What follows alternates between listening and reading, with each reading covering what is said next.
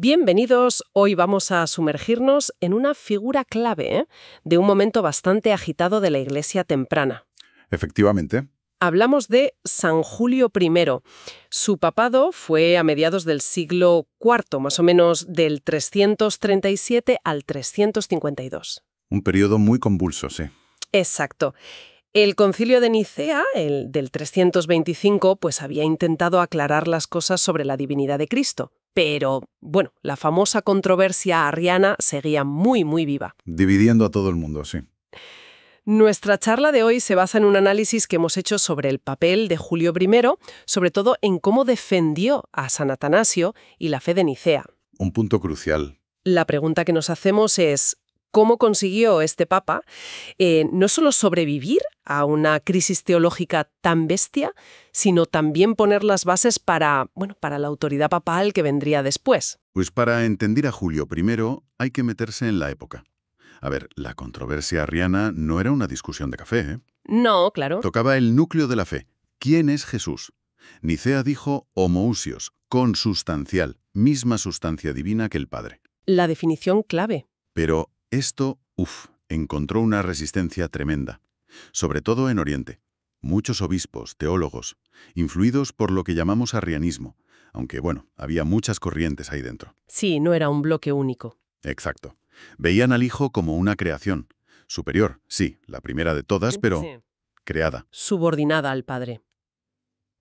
No igual. Y ahí es donde entra en escena San Atanasio, ¿no? La figura clave de la defensa de Nicea. Justo. Atanasio, el obispo de Alejandría, se convirtió en el gran campeón de homousios, el símbolo de la resistencia nicena. Y pagó un precio por ello. Altísimo. Lo depusieron de su sede, lo exiliaron. Varias veces. Casi siempre por presiones de grupos proarianos que además solían tener el apoyo del emperador.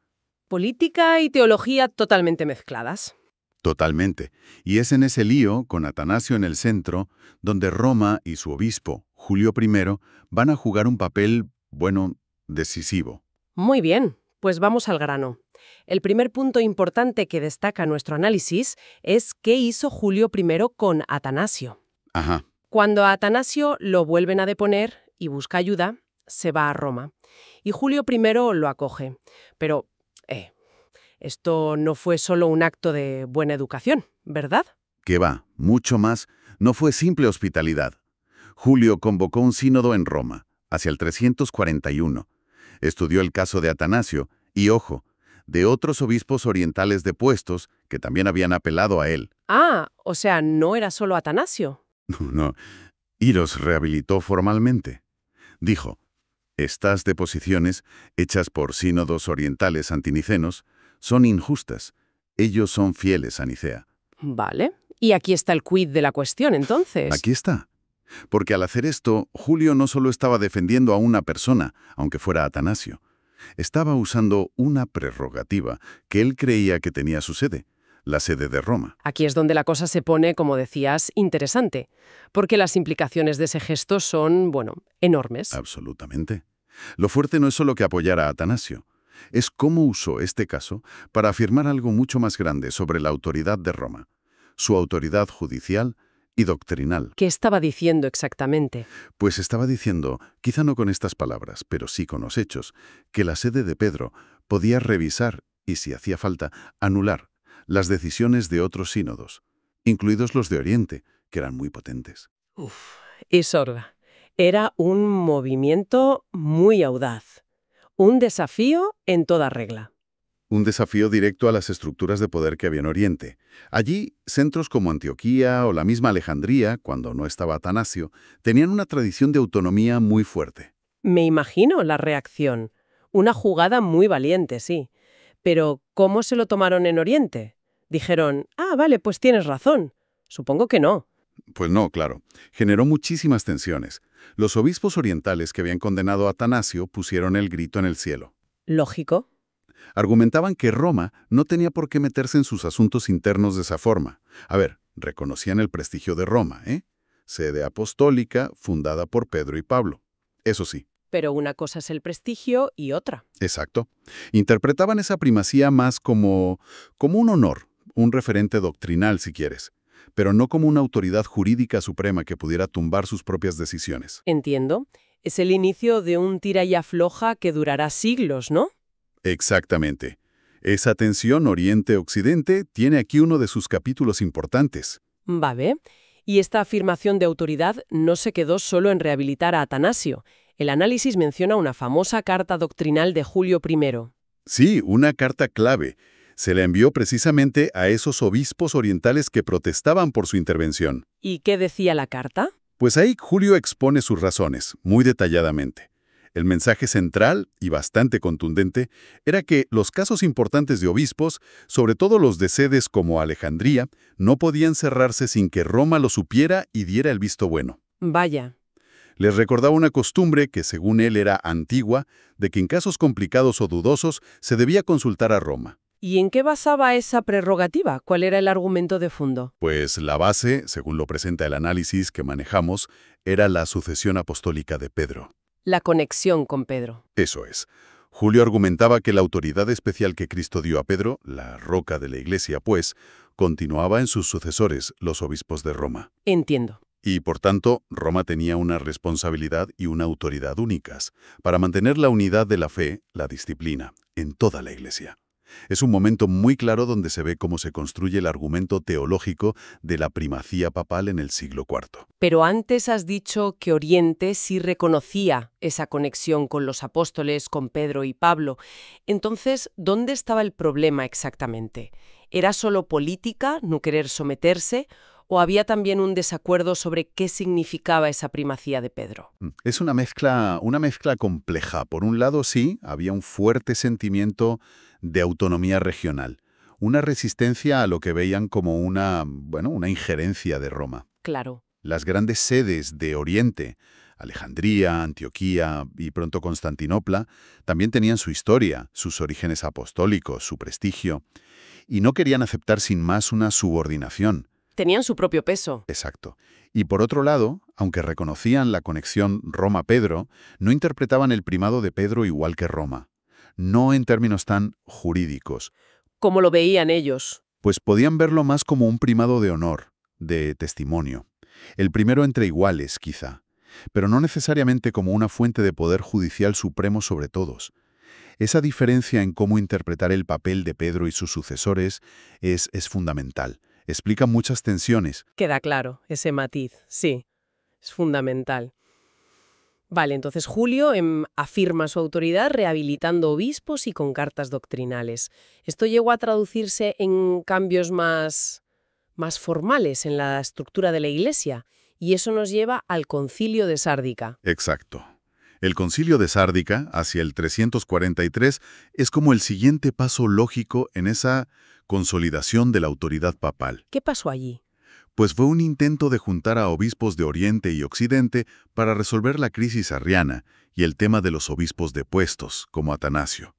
Pero, el concilio se rompió casi al empezar. Vaya. La mayoría de los orientales se fueron y montaron su propio sínodo aparte.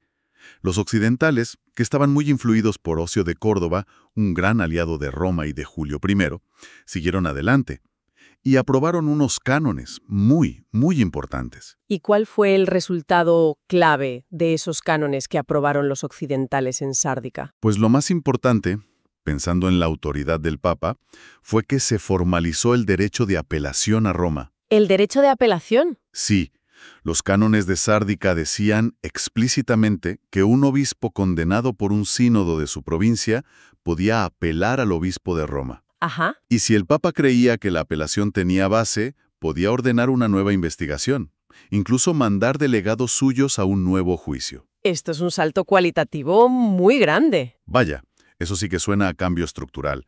Pasar de una afirmación teológica de primacía, digamos, a establecer un procedimiento legal, una especie de Tribunal Supremo de Apelación. Precisamente. Ya no es solo la autoridad moral o doctrinal de Roma, es darle una función judicial concreta, formalizada, dentro de la estructura de la Iglesia. O sea, darle cuerpo legal a esa primacía. Exacto. Sárdica intenta eso. Convierte al papado, al menos para los que aceptaron esos cánones, que fueron sobre todo los occidentales en ese momento, en la última instancia para resolver líos entre obispos. aunque no lo aceptaran en Oriente. Aunque en Oriente tardaron siglos en aceptarlo, o nunca lo hicieron del todo. En Occidente sentó un precedente jurídico brutal. Reforzó muchísimo la posición del Papa como cabeza judicial. Un paso decisivo hacia una estructura más centralizada. Sí, ¿Entendido? Hemos visto la defensa de Atanasio, la carta doctrinal, el intento de formalización en Sárdica. Nuestro análisis también destaca una cuarta contribución, la defensa constante de la fe de Nicea por parte de Julio I. sí, y esto es clave para entenderlo todo junto. Julio I no fue solo un estratega de la Iglesia. Fue, por encima de todo, un defensor acérrimo de la ortodoxia de Nicea. Se mantuvo firme. Muy firme. Durante todo su pontificado defendió sin fisuras la plena divinidad del Hijo, el homoousios. Frente a todas las fórmulas de compromiso, las interpretaciones que lo subordinaban al Padre, que proponían los arrianos o semiarrianos, rechazó cualquier intento de aguar o reinterpretar el credo de Nicea. ¿Y qué impacto tuvo esa firmeza doctrinal a largo plazo? ¿Fue solo mantener una postura o tuvo consecuencias más allá? Tuvo consecuencias enormes. A ver si conectamos los puntos. La coherencia doctrinal de Julio I y de otros defensores de Nicea en Occidente fue un factor clave para que la Iglesia pudiera superar la crisis arriana. Mantuvo viva la llama, digamos. Eso es. Mantuvo viva la llama de la ortodoxia nicena durante décadas de muchísima confusión, de mucho conflicto, y preparó el terreno para que, finalmente, en el Concilio de Constantinopla I, en el 381... El siguiente gran concilio ecuménico. Exacto. Ahí, la fe de Nicea no solo se reafirmó con fuerza, sino que se completó, afirmando también la divinidad del Espíritu Santo. El trabajo de papas como Julio, que actuaron como un polo de estabilidad doctrinal, apoyando a gente como Atanasio, fue esencial para llegar a ese consenso, un consenso fundamental para la fe cristiana. Entonces, lo que parece claro de este análisis es que hay una conexión muy fuerte entre defender una doctrina concreta, la de Nicea, y afirmar la autoridad papal. Exactamente. Julio I lo muestra de forma, paradigmática. En la visión de Roma las dos cosas iban juntas, eran inseparables. ¿Cómo? El Papa se presentaba como el garante de la ortodoxia, el guardián de la fe recibida de los apóstoles. Y justamente esa función, ser guardián de la verdad, era la fuente última de su autoridad para intervenir, para enseñar, para gobernar la Iglesia universal. O sea, la defensa de la doctrina legitimaba la autoridad. Y a la vez, esa autoridad se ejercía defendiendo la doctrina. Era un círculo, ¿sabes? Doctrina y autoridad reforzándose mutuamente. Entiendo. Así que, volviendo a la idea principal del documento que hemos analizado, el apoyo de Julio a Atanasio y su defensa de Nicea no fueron solo, digamos, jugadas políticas para que Roma ganara poder. Según esta perspectiva, no. Sino que fueron la expresión de una convicción más profunda, que el primado de Roma estaba para servir y proteger la fe de los apóstoles. ¿Es así? Esa es la interpretación que se desprende del análisis, sí. Presenta la primacía no como una ambición de poder, sino como una responsabilidad del sucesor de Pedro, confirmar a sus hermanos en la fe, sobre todo en tiempos de crisis. Y eso conecta con la idea de sucesión apostólica. Directamente. No se ve como una simple lista de nombres en un papel, sino como una cadena viva, que garantiza que la enseñanza de los apóstoles sigue presente a lo largo del tiempo. Y esa garantía se asegura a través de la estructura de la Iglesia, con el obispo de Roma a la cabeza. Es la idea de una memoria y una autoridad que conectan el presente con los orígenes. Muy bien, pues vamos a hacer una recapitulación final para que queden claras las ideas clave. Perfecto. Hemos visto a San Julio I como una figura central en plena crisis arriana del siglo IV. Actuó en varios frentes, defendió a símbolos de la ortodoxia como San Atanasio, y eso fue más que un apoyo personal, fue afirmar la autoridad de Roma sobre casos orientales. Correcto. Reforzó esa autoridad con cartas doctrinales, basándola en la sucesión de Pedro. Sí. Apoyó intentos de darle forma legal a esa autoridad, como los cánones de Sárdica. Importante ese punto. Y sobre todo, fue un defensor constante y firme de la fe definida en Nicea. Eso es.